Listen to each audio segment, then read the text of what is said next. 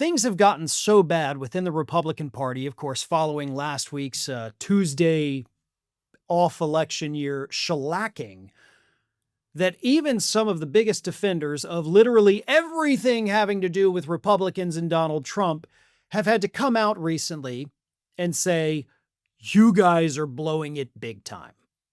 And I got to tell you, for a change, that's nice. As Democrats, we're used to having to tell our leaders, like, you guys suck, what the hell are you doing? Which there's been a lot of that this week. But to finally see the Republicans and their staunch defenders admitting, wow, we're doing pretty poorly, it's a refreshing change of pace. The latest high-profile conservative to come out and do that is none other than Sean Davis, the co-founder and leader of the right-wing website, The Federalist. That is, of course, very influential in conservative circles. But Sean Davis came out this past week, and he had this to say about the Republican Party, Donald Trump, and, of course, the advisors to all of these people. Whoever is advising congressional Republicans on strategy right now has an IQ barely approaching room temperature. Republicans right now have no accomplishments, no plans, and no vision. Why on earth would anyone be excited to go vote for them 12 months right now? Trump needs to ditch the foreign policy crap and focus all his attention on the domestic economy, which is still not working for the majority of people. Right now, he looks weak and rudderless. Be mad all you want, but it's the truth. Now, I'm going to pause right there. Because yes, it is the truth for the most part. I've seen conservatives ever since the elections last Tuesday that are like, he needs to stop focusing on foreign policy. What? Like, what are y'all talking about? Yes, he's done some things with foreign policy, and he did his trip to Asia, and he pretends he ended all these wars.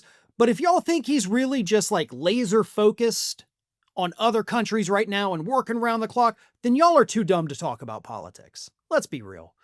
That's not actually happening. You're using it to give him a little bit of an excuse when in reality, all the bad things happening in this domestic economy, that's 100% Trump. It's his trade policy, his tariffs. He did all of this. And you're trying to give him kind of an escape route like, yeah, the economy's bad, but he does have foreign policy accomplishments. And for the record, no, he doesn't. He has zero foreign policy accomplishments. Not a single thing that he's claimed to have done has done anything that he's claimed it has. But Davis continues. You cannot have a viable country or future when half your country and all its young people are locked out of the economy and locked out of ever owning a home or much of anything beyond next month's streaming subscription. Does anyone in Washington care about this? Anyone at all? Republicans had better wake up because right now their nightmare is only beginning if they don't start making massive changes. Now, I agree with Davis about that. But Davis thinking that his little call to action is suddenly going to get Republicans to wake up from a 45-year trickle-down economic stupor, that's dumb. Like, you're talking to a party that's been doing the exact same thing for 45 straight years, and you're like, oh, all that was needed was me to send this out on Twitter, and now they'll all wake up. I'm so smart and influential. Dude, everybody's been telling the Republican Party this for 45 years. Okay? And sometimes they lose because of it.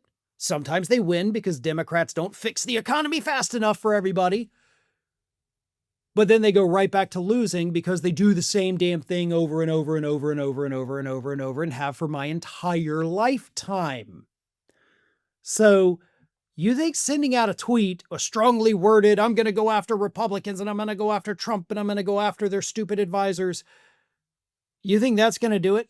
You think that's going to break this 45-year spell? A spell that, by the way, led to creation of all the conservative media out there? No. You shouldn't be bitching at the politicians, dude. You should be bitching at people like you. Because you're the ones that have perpetuated this, again, for 45 years. So there's a lot of finger pointing that can be done on the right. But if they don't start pointing it at conservative media for echoing these debunked Republican talking points, then they will never break out of this cycle. And honestly, I hope they don't, because they deserve all of the misery that goes along with it.